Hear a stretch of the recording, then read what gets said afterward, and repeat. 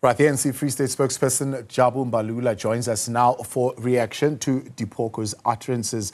Mr. Mbalula, good to have you and thank you very much for your time. Has the Premier and the Speaker appeared before the ANC's Integrity Committee in the province?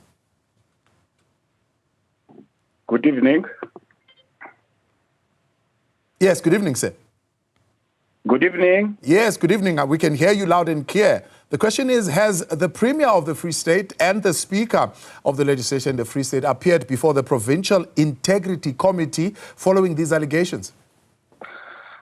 Thank you very much for the question. Let me firstly say that the allegations that have been leveled against the Premier of the Free State is a matter that we are aware of. The Premier did herself, as the executive authority of the Free State, issued a statement in which she clearly laid down her take on the allegations. And what she said in her statement is that she refuted these allegations. She has further made contact with the organization and has assured us that she will follow all the internal ANC processes, and we as the African National Congress in the Free State, once those ANC internal processes have been concluded, we will definitely take the nation into confidence and explain further steps that we are going to take pending on what is going to be the outcomes of the internal ANC processes. Does the fact that the Hawks are confirming that they are investigating these particular allegations of corruption and money laundering put enough weight on the ANC to ask the Premier and the Speaker to step aside?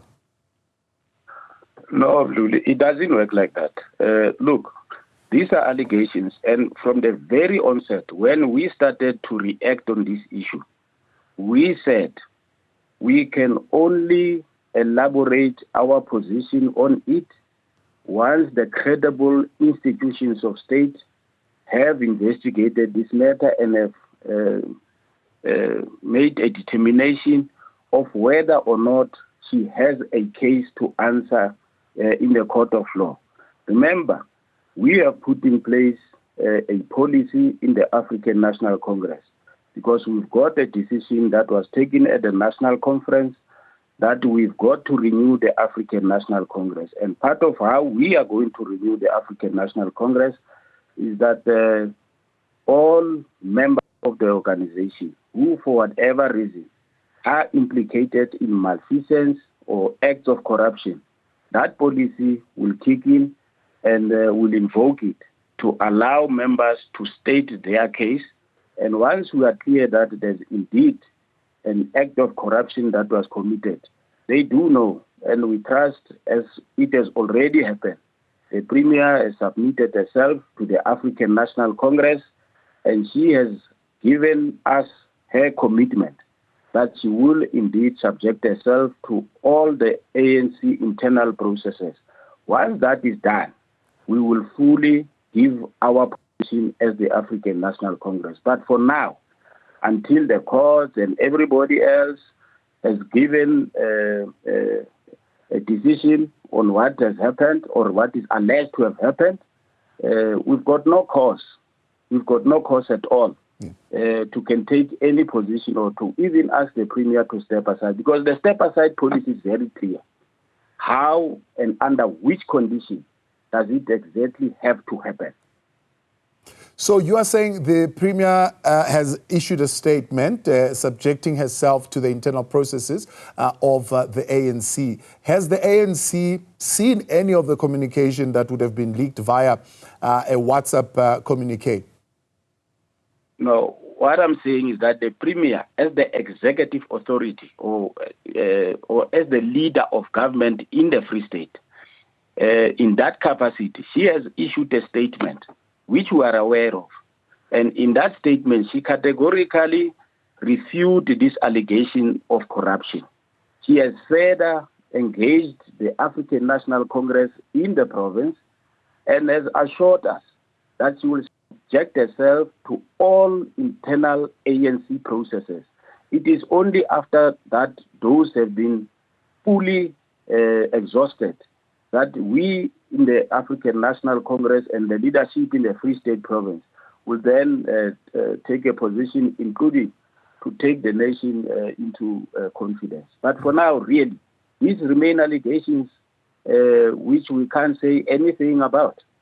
So the position of the party in the province that these are allegations that at this point you can't say anything about. So whether there are text messages, whether there is a contractor who confirms those messages alleging to have paid bribes to the Premier, at this point these are not allegations that you as a party are engaging with until the internal processes of the party have been conducted on the Premier. Yes, Thabo, we can't make policies as an organization that we can't respect.